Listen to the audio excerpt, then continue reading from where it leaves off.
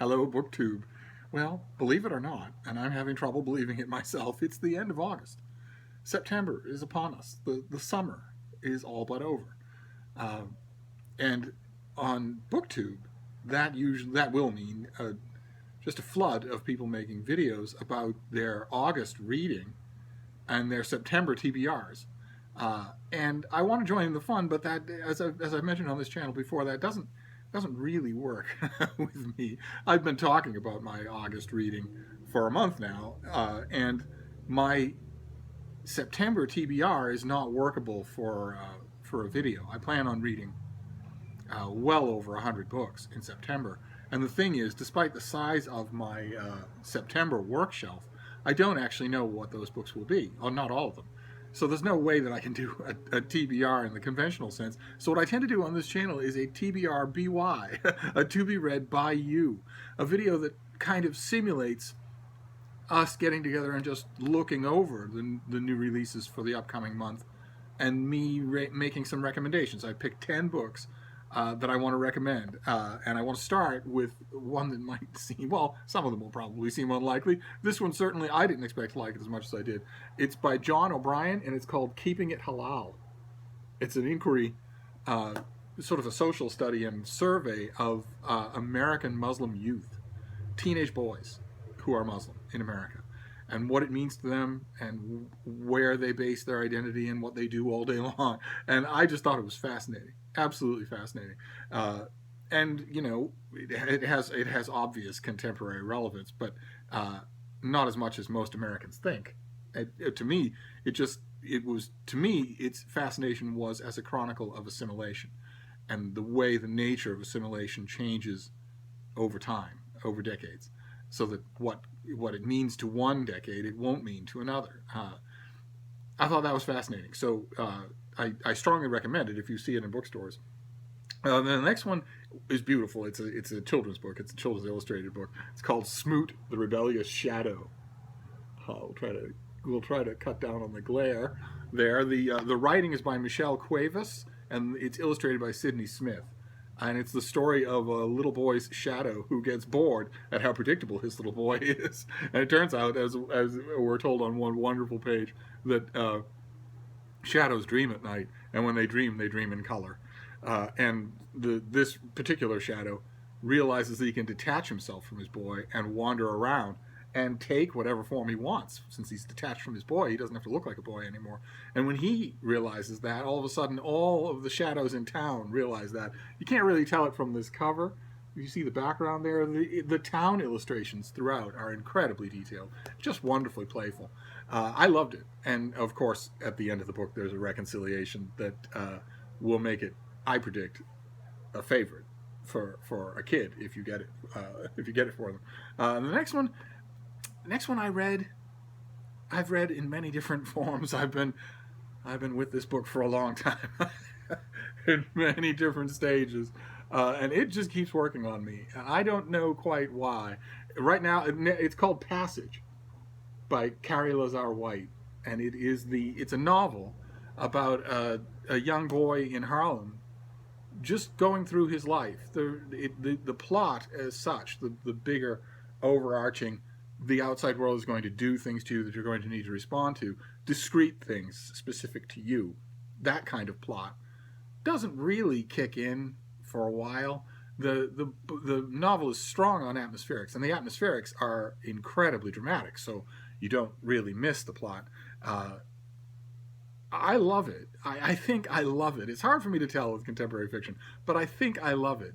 The language, the worldview, the buried poetics in the rhetoric, I think it's wonderful. Certainly well worth your time to read. It maybe not to buy in a store if you don't want to risk it, but because I think it's a hardcover. But the library, definitely. Definitely. In fact, considering that we're a community here on BookTube, I'd love to hear what you think. I have yet to know anyone except one person who has read this book. I would love to hear what you think. The next one is Nature. It's an oversized thing. It's a beautifully, gorgeously illustrated thing. It's called Where the Animals Go. And it's square and it's larger. And it's by James Cheshire and Oliver Uberti. And it is it consists of, there's plenty of text, there's plenty of prose, but its main point is visual representations of the migratory and movement patterns of all kinds of different animals. I don't know if you can see, that's what the lines are on the cover. That's what those squiggly lines are. They're following animals as they move around. Not just seasonally, but day by day, month by month, year by year. Incredible. Incredibly thought-provoking. The sheer distances involved, but also the logistics. You know that the movements on some level have to make some kind of sense. But science doesn't know a lot of times what that sense is, and looking at it and realizing, the thing that I realized after about 40 pages into this book is that these patterns have been traceable since long before there were humans on Earth. Some of them have been traceable in one variation or another, back to the dinosaurs. I thought it was fascinating. Any nature fan on your list, or if you're one yourself, will love it. Then the next one is nonfiction, contemporary nonfiction. It's At the Stranger's Gate by Adam Gopnik. I'm not a fan of Adam Gopnik. I am probably the only person in the world who didn't like From Paris to the Moon. I don't tend to like a lot of what he writes for the New Yorker. And the description of this book, him and his then girlfriend coming to the New York of the 1980s, scrounging around in apartments, finding jobs, and eventually making good, just seemed like the subtext of most of what he writes, only writ large. The subtext being, isn't it incredible, the story I had to live through in order to become as great as I am today. And don't we all agree that I'm great today and that I did a great job? The description of this book led me to think that I will be getting that just purified. And instead, the book is often very charming. It's yet another book. This one's nonfiction. There have been plenty of examples in fiction recently of the fond, sentimental gazing back at the New York of the 1980s. Those of us who knew New York in the 1980s, I, myself, find that attitude utterly bewildering. I can kind of sort of understand it on the part of the 4 or 5 or 6 novelists who would have been little rug-crawling toddlers at the time, and so who didn't experience it. But Gopnik was there, and that's what this whole book's about. And plenty of other people have been writing memoirs along the same lines, remembering things accurately but wrongly. Remembering accurately the details of what's involved and forgetting how much they hated it. One way or another. The exercise itself, just the rhetorical exercise of it, is fascinating. And for one reason or another, the subject brings out the best of Gopnik's writing traits and suppresses the worst ones. So, shows you what I know. I thought it was great. Then the next one, talk about a premise that wasn't designed for me.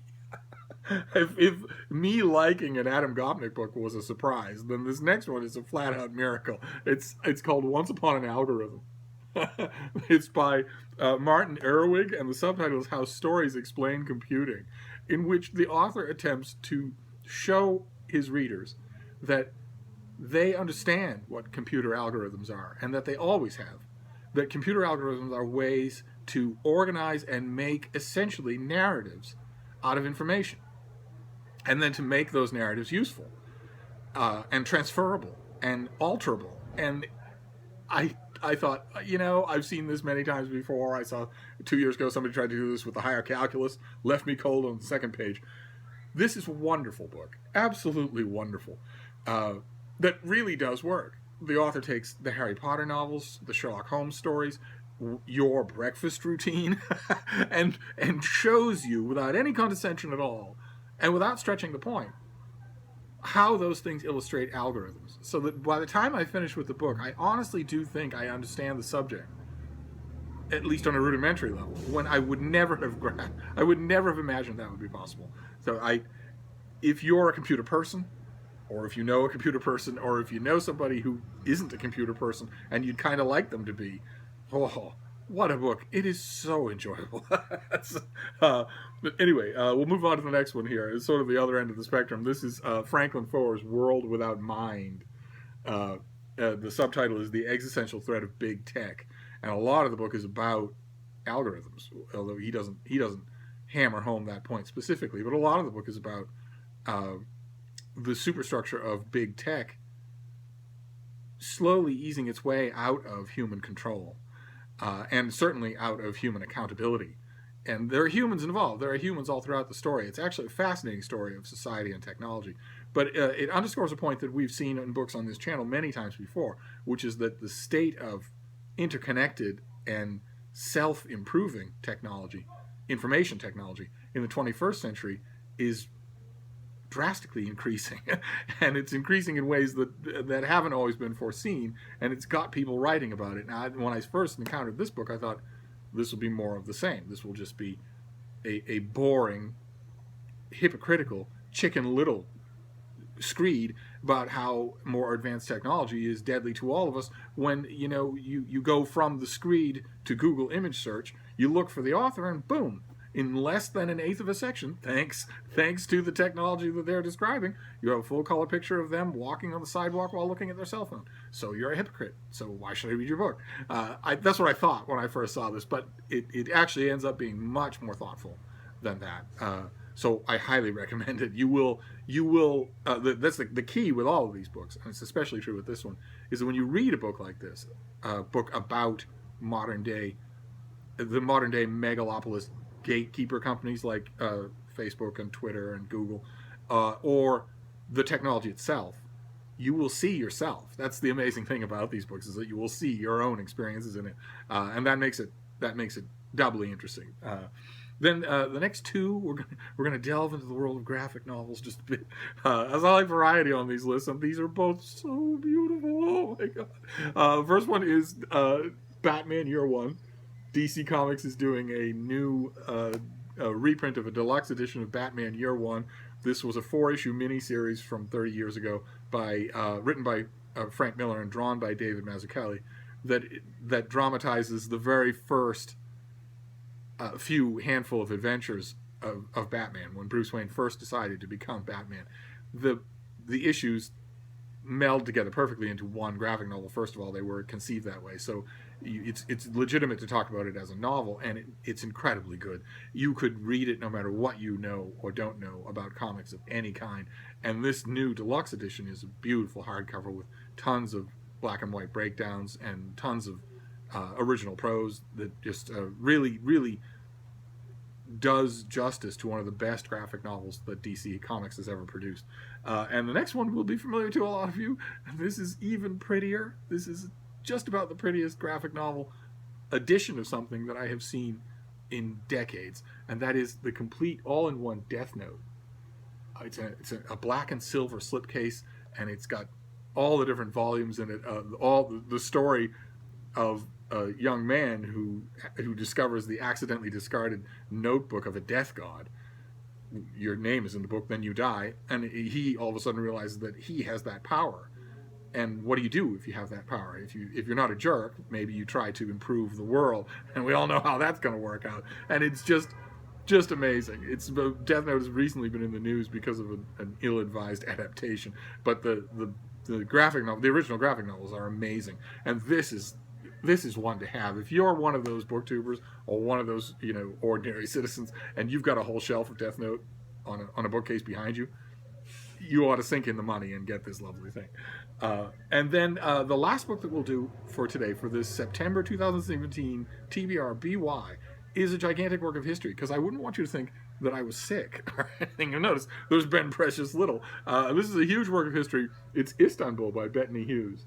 It's a big history of hers, of the chameleon transformations that Istanbul has been through, from Byzantium to Constantinople to Istanbul, and all the different landmarks. You get the Emperor Justinian, you get the fall of Constantinople, you get the Ottoman Empire, and that story, of course, has been told many times. Just a year ago or 2 years ago, there was another book that was pretty good. This is infinitely better, entirely because she is such an incredible writer. There's not a dull paragraph anywhere in this thing, and that recommends it, in my opinion, no matter what the subject is. Just amazing, an amazingly good book. Even if you're not interested in the subject, even if you haven't been, you're still gonna, once you give her 5 pages, you'll keep reading. And that's it. That is our September TBR BY of just 10. There are hundreds and hundreds of books coming out in September, and a lot of them we'll be talking about. That was just 10 that I want to recommend. If you and I were in a bookstore and we were looking at the new release tables, I would pick these up and say, this is really good if this is what you're looking for. But anyway, that's it for now. I'll see you soon, Book 2, with plenty more videos. Thank you.